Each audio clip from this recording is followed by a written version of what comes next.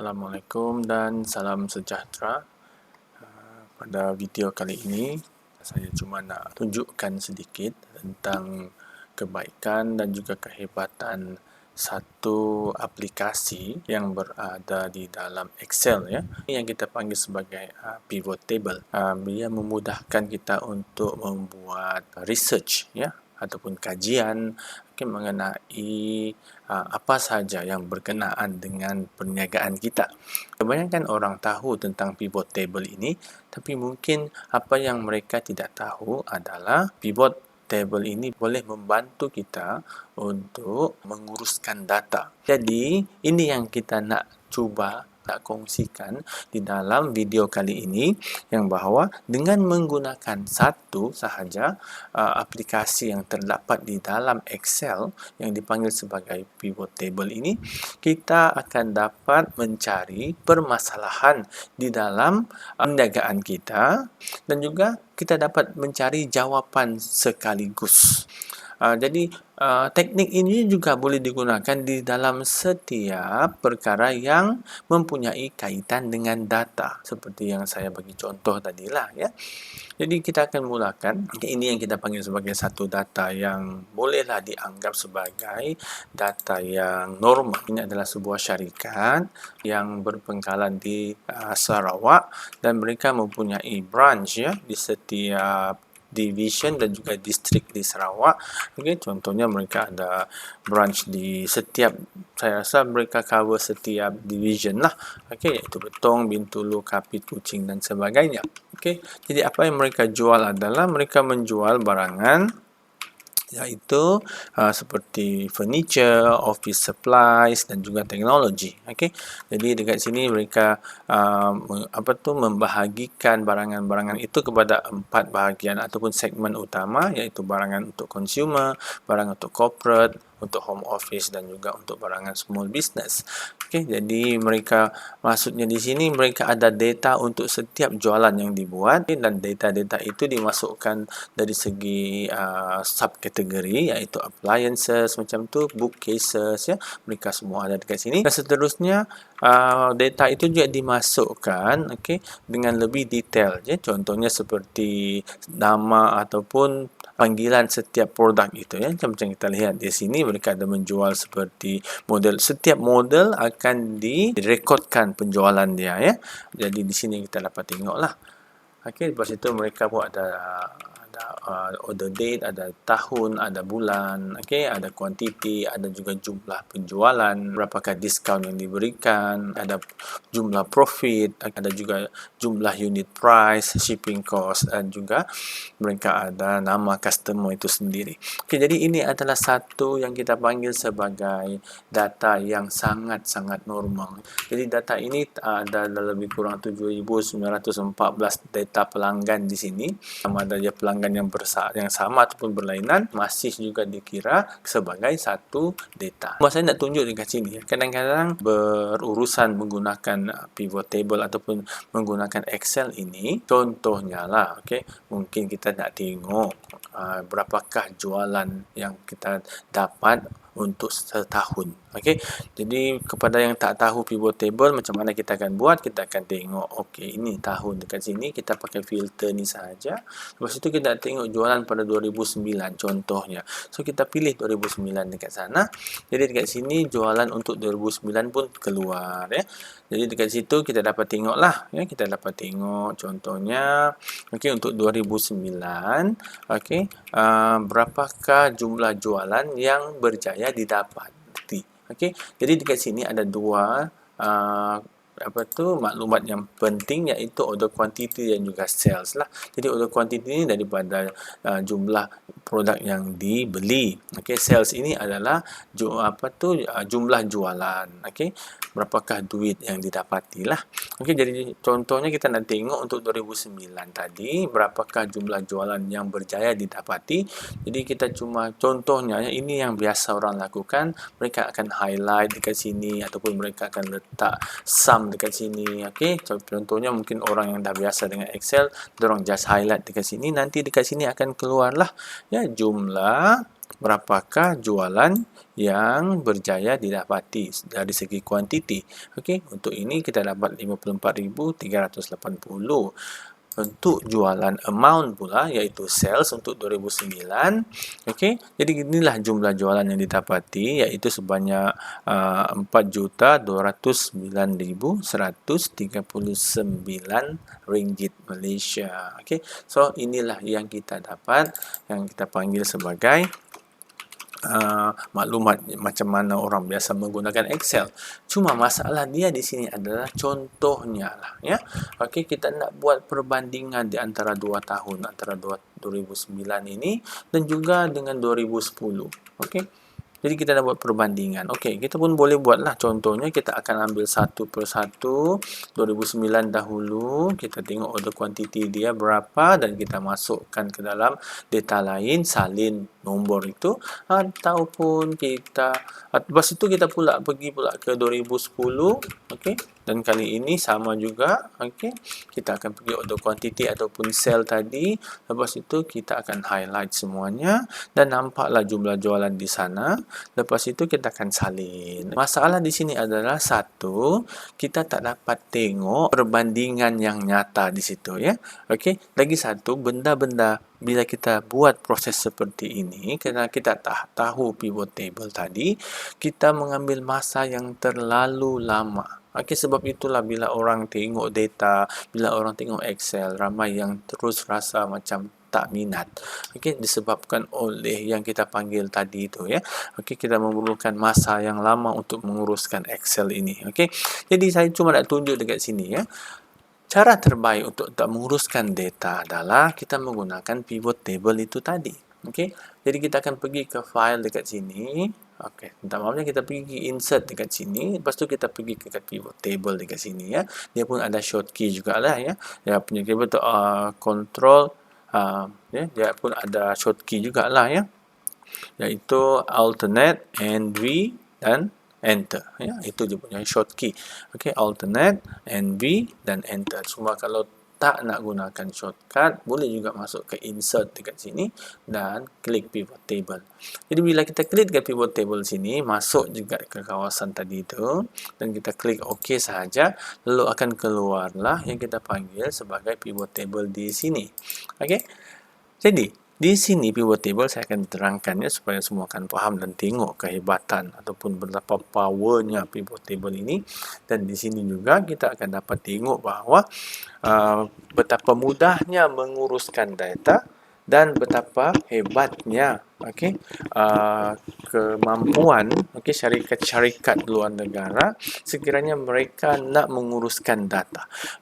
Bagi data ini memanglah banyaklah orang yang mengatakan bahawa data ini bolehlah diuruskan dengan menggunakan Python, menggunakan programmer dan sebagainya, ya. Sebenarnya benda-benda tu semua tak perlu lagi. Okey, kita nak menguruskan data yang besar, kita boleh gunakan simple macam ini, iaitu menggunakan pivot table sahaja. Okey, inilah yang digunakan ataupun yang dipraktikkan oleh setiap syarikat-syarikat di Korea di sana supaya mereka dapat mengetahui kemahuan para pelanggan sebelum para pelanggan itu tahu apa yang mereka mahu.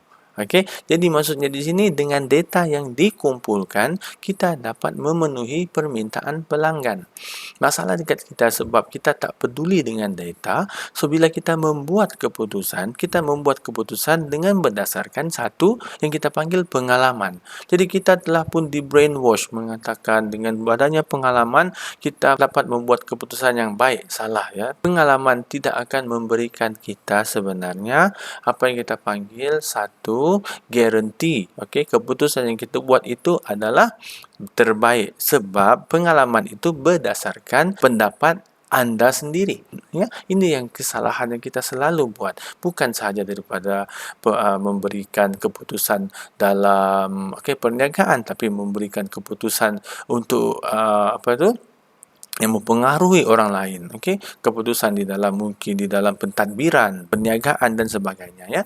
Okey, jadi kita mulakan dengan pivot table dahulu sebagai asas, ya.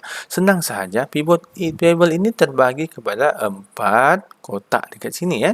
Ada filters, ada columns, ada rows dan ada value.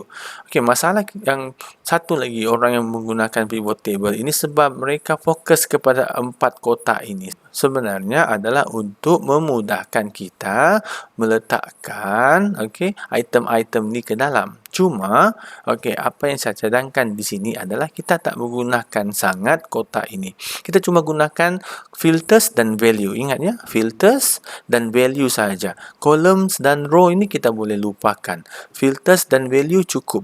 Okey. Jadi sekarang saya nak terangkan tentang values dahulu. Values ini adalah tempat di mana kita letakkan nombor. Nombor yang boleh ditambah, ditolak dan dikira. So, dekat sini, nombor ini kita boleh letakkan contohnya seperti sales tadi. Seperti order quantity tadi. Ya, kita boleh letakkan dekat sini. Kita nak tambah, nak buat pengiraan tentang kebanyakan di sini adalah seperti penjualan, jumlah, lepas tu order quantity, lepas itu profit, lepas itu unit price mungkin kalau kita nak tambah. Perasan tak? Bila saya klik dekat sini, automatically oleh kerana dia adalah nombor, dia terus masuk ke dalam values ya. Tak seperti customer name ini. Customer name bila saya klik dia tak masuk dalam values sebab dia bukanlah nombor. Nampak ya? Jadi balik kepada ini tadi ya. Tapi bagi saya, apa yang saya selalu buat adalah saya untuk mengelakkan apa-apa kesilapan, saya tak akan terus klik. Ya, saya akan drag. Jadi katalah saya nak tengok quantity. Order quantity tadi. Jadi saya akan klik dekat sini, hold, dengan tu saya drag masuk ke dalam value. Jadi dekat sini saya dah tengok, jumlah quantity. Iaitu 214,777 untuk semua tahun untuk semua tahun jadi lepas itu bila kita dah tahu fungsi value ini, sekarang kita nak tahu fungsi filters pula. Kenapa fungsi filters? Sebab saya gunakan filters ini untuk masukkan item-item yang saya nak tengok keputusan dia. Contoh, sekarang saya nak ambil tahun ini ya. Saya ambil dekat sini dan masukkan ke dalam filter. Bila saya masuk ke dalam filter, filter ini akan ditunjukkan di atas ini. Di atas order quantity ini tadi ya. Ini adalah pivot table kita. Di sini, atas ini. Jadi saya nak masukkan bulan pun, dia akan masuk ke dalam sini. Mengapa saya masukkan ke dalam sini adalah kerana saya boleh drag dari atas ini masuk ke bawah. Senang. Jadi contohlah saya nak tengok jumlah jualan dari segi kuantiti untuk setiap tahun. So saya ambil je tahun dekat sini dan saya drag dia masuk. Bila dah keluar warna hijau dekat sini, maksudnya saya dah boleh drop dia. Saya boleh drop dekat sini, saya boleh drop dekat sini, saya boleh drop dekat sini. Tapi saya akan drop dekat sini ya. Sebab saya nak tengok susunan tahun tu tadi, betul tak? Jadi saya akan drop dekat sini dan saya akan release button tadi. Dapatlah saya jumlah jualan untuk setiap tahun daripada 2009 hingga 2012. Jadi dekat sini saya dah dengan cara ini saya dah dapat menjimatkan masa berbanding dengan cara yang saya buat tadi ataupun membanding dengan cara di mana kita menggunakan fungsi filter itu tadi. Ini filter kan? Dengan cara memilih tahun mana, lepas tu kita salin pula, macam tu. So kita tak perlu buat macam tu semua ya. Kita cuma ambil dekat sini. Nampak ya, senang kan? Jadi kita letaklah sini pivot ya supaya orang semua tahu macam mana kita nak buat benda ni lah. Selepas itu contohnya lah kita nak pula buat benda ni sebagai presentation. Nak bagi orang senang tengok, nak bagi kita sendiri senang tengok. Jadi secara dia lebih senang adalah kita ambil masuk ke dalam insert dekat sini. Lepas itu kita ambil recommended charts ini dan kita klik, automatically chart itu akan keluar dekat sini. Nampak ya? Jadi kita boleh simpan lah, kita boleh pilih pilih nak chart macam mana. Okey, dekat sini semua dia ada jenis, ada line, ada pie. Okey, tengoklah mana yang sesuai. Okey, tapi untuk jenis data macam ini, so kita ambil kolom dan kita ambil yang pertama ni cukuplah ya. Kita boleh ambil sini kalau kita ada banyak beberapa kolom di dalam satu data tadi ya, dalam satu item. Tapi untuk kali ini kita ambil yang ini sahaja dulu sebagai contoh. Jadi kita ambil dekat sini, kita cuma double klik, nak tekan butang OK pun boleh.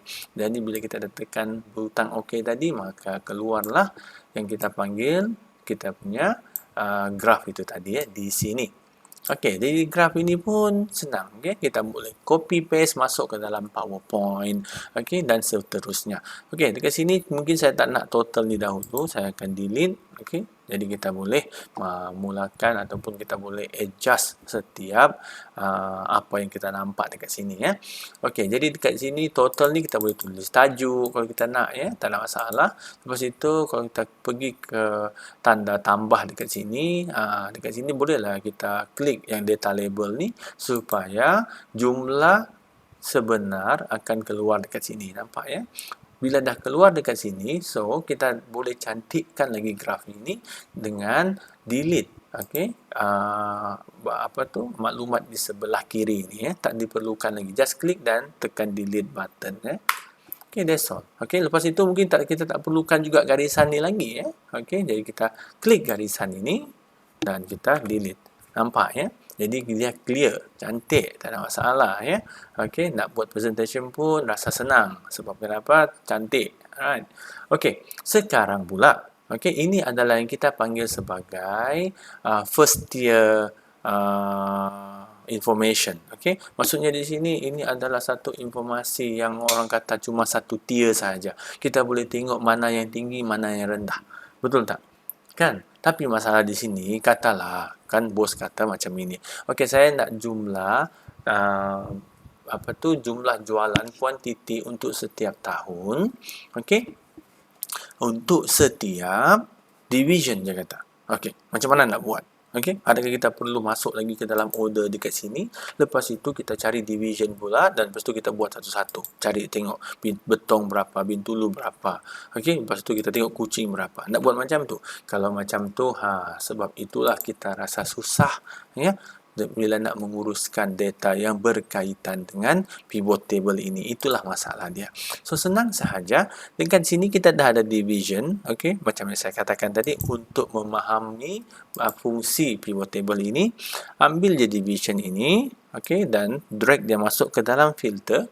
Bila kita masukkan dekat sini dia keluar, dan kali ini kita ambil division ni, klik dia dan drag. Okey, nak masuk kiri boleh, nak masuk ke kanan boleh, nak masuk ke atas sini pun boleh, tak ada masalah. Boleh masukkan ke mana-mana sahaja yang kita mahu. Yang penting, okey, warna hijau tu keluar. Bila warna hijau ni keluar, maksudnya kita dah boleh lepaskan kita punya left mouse button tadi ya. Okey, contoh. Sekarang kita nak tengok untuk setiap tahun ini dan setiap division berapakah jumlah jualan yang berjaya didapati. So apa yang saya akan buat adalah saya cuba masukkan ke sini, okey, dan saya akan lepaskan button ini. Nampak ya? Jadi sekarang saya dah dapat tengok jumlah jualan untuk setiap division tadi untuk setiap tahun. Nampak ya? Dekat sini ada tahun, bawah ini dekat sini ada yang kita panggil sebagai division. Okey, nampak kan? Bagus. Jadi sekarang kehebatan pivot table ni pula, katalah tampak macam ni masih keliru lagi. Kita tak dapat tengok yang mana naik, yang mana turun, yang mana paling tinggi, yang mana paling rendah. Tak ada masalah. Apa yang kita buat dekat sini, just klik data dekat sini. Lepas itu kita pergi data dan kita sortkan dia. Ya, sort dia daripada highest to lowest. Kita klik. Dah siap. Jadi dekat sini untuk setiap tahun dah sort tadi, kita dapat tengok tempat manakah, bahagian manakah, division manakah yang mempunyai jualan tertinggi dan untuk setiap tahun dan apakah yang paling rendah. Nampak ya? Dari segi kuantiti. Ya, sekali dengan jumlah dekat sini. Okey, tampak senang kan? Tak ada masalah. Lagi satu, bila dah ada yang kita panggil sebagai graf dekat sini, okey, kehebatan dia lagi adalah kita boleh pindahkan data ini mengikut jenis ataupun kesesuaian yang kita mahu. Contohnya, okey, sekarang dekat sini tahun dekat bawah kan? Okey, division selepas tahun di atas dia. Katalah saya nak tukar pula, okey, saya nak ambil year ni, okey, saya klik, saya hold, lepas itu saya pindahkan dia ke sebelah division. Mari kita tengok apa yang akan berlaku. Ya. Bila saya lepas, nampak ya, sekarang kita nak compare tahun pula. Okey, berdasarkan daripada nama-nama division tadi. Bermula dari tahun 2009 ke 2012. So dekat sini kita dah boleh buat satu kesimpulan untuk kucing, ya. Nampak gayanya penjualan adalah meningkat. Okey. Lepas itu untuk limbang pula menurun. Ya. Kapit meningkat, betong meningkat sedikit, samarahan meningkat juga, bintulu menurun, serian menurun, dan Sri Aman juga menurun. Okey, kita dah boleh buat kesimpulan dekat sana. Kita tak nak tengok pula benda ni. Bila kita tengok benda ni, kita nak tengok pula data ni daripada sisi lain. Tak ada masalah ya. Tadi kita dah tengok dari sisi lain lah. Kita dah tengok yang bila tahun tu di sebelah kiri, okey, dia jenis macam ni. Kita bandingkan berdasarkan tempat tadi. Ya, sekarang kita bandingkan berdasarkan tahun, pindahkan dia saja ke sebelah division dan nampak setiap tahun dekat sana kita dah boleh buat perbandingan. Satu lagi, okey, kita nak buat perbandingan dari segi warna pula, tak ada masalah. Kita ambil tahun ini dan sekali ini kita pindahkan dia masuk ke dalam total. Okey, dan lepas. Nampak? Okey, sekarang kita dah nampak dekat sini untuk kucing, limbang dan kapit untuk setiap tahun pula. Okey ya, lain pula dia punya jenis data yang ditunjukkan.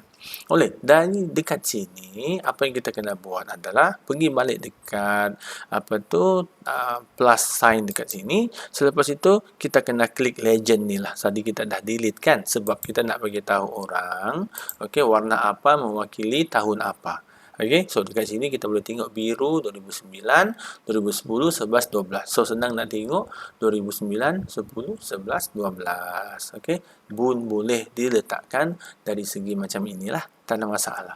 Selepas itu kalaulah kata kita nak buat benda lain pula ya. Sekarang dia ni pula kita nak letak balik dekat sana, so nampak jadi macam ni tadi. Division pula kita nak letak dari segi warna pun boleh, tak ada masalah. Cuma masalah dia adalah sebab dia akan menjadi mengelirukan, terlalu banyak warna, orang nak detect pun susah. Betul ya? So kita boleh tengoklah mana-mana data yang sesuai kita nak buat presentation tadi. Okey. Jadi dekat sinilah inilah kehebatan pivot table tadi ya, tuan-tuan puan-puan. Okey. So dekat sini bila kita dah tahu cara nak buat pivot table ini, okey. Jadi sekarang data yang kita ada akan menjadi satu yang kita panggil sebagai data yang tidak ada tepian, tidak ada limit, tak ada kesudahan. Data ini terlalu banyak. Kita boleh ambil dan masukkan setiap kali. Ya, kita boleh ambil pula katalah kita nak tengok okey dari segi orang kata produk kategori tadi, okey. Kita nak tengok pula dari produk kategori ini, okey, apakah contohnya untuk setiap tahun pula produk kategori kita nak masukkan dekat sini, nak tengoklah produk kategori ini untuk setiap tahun manakah yang paling ramai ataupun paling banyak menyumbangkan keuntungan kepada kita ataupun manakah yang mempunyai kuantiti tertinggi untuk setiap tahun pula macam itu. So kita ambil dekat sini pula, kita sortkan dia lagi, dapatlah office supply adalah yang tertinggi sekali. Katalah kita nak tengok untuk produk kategori saja. So kita ambil je tahun ni, naikkan je balik ke filter ke atas tadi. So sekarang kita cuma ada office supply. Jadi dekat sini pula bila kita dah ada office supply macam ni, ada teknologi, ada furniture. Kali ini kita nak letak pula division. Okey. Kita nak tengok pula dari segi office supply, dari segi teknologi ini macam manakah setiap division kita perform. So kita ambil dan kita klik, drag masuk sahaja, dapatlah kita tengok kucing macam mana jualan dari segi office supply dan sebagainya. Ya, begitu juga kita nak tukar pula jenis data ni masuk ke sebelah kiri pun boleh. Nampak ya, office supply, teknologi furniture, lain pula jenis data dia. Bila kita masukkan pula office supply dan juga produk kategori ni masuk ke dalam total ni jadilah dia data yang berwarna tadi. Masih senang dilihat, masih senang untuk didetect. Kerana apa? Dia masih tak banyak warna sangat ya. So bila pembaca nak tengok, okey pun masih tak keliru. Diorang tahu oh biru office supply, teknologi, merah dan hijau adalah furniture.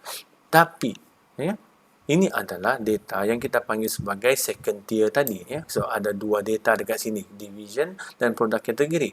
Sekarang saya boleh masukkan pula tahun ini masuk ke dalam data ini, jadilah 3 tier data. 3 tiers data. Yang saya lepas nampak pula dekat sini ya. Sekarang dia dah bahagikan data ini kepada tahun pula. Nampak ya? 2009 2010, 11 dan 12. Cuma mungkin susah nak ditengok kerana terlalu banyak data pula dekat sini ya. So, kita boleh adjust data tu supaya dia nampak lebih senang. Macam mana nak adjust? Okey, kita kena buatlah kita punya eksperimen. Ambillah produk kategori ini, masuklah ke tepi sini pula, tengok macam mana. Oh, kali ini nampak lebih jelas. Nampak ya? Nampak kan? Ya, nampak lebih jelas lah pada kali ini ya. Kita dah setiap tahun, kita dah ada setiap division ya. Kita dah ada juga produk kategori di sini. Okey. Terbaiknya apa yang kita boleh tengok dekat pivot table ini bila kita dah tukar kepada yang kita panggil graf macam ini, sekarang melalui butang yang ada dekat bawah ni kita dah boleh manipulate data ni, kita dah boleh control data ni. Contohnya ya, okey, kita nak tengok untuk 2 tahun sahaja. Okey, dekat sini terlalu banyak, okey. Ataupun kita nak tengok produk kategori untuk satu sahaja dulu, iaitu office supply contohnya. So saya akan pergi dekat office supply sini, saya klik produk kategori. Lepas tu saya akan pergi dekat office supplies dan saya akan OK. Jadi sekarang ini maklumat yang kita ada sekarang adalah cuma untuk office supply sahaja. Okey, nampak ya, senang.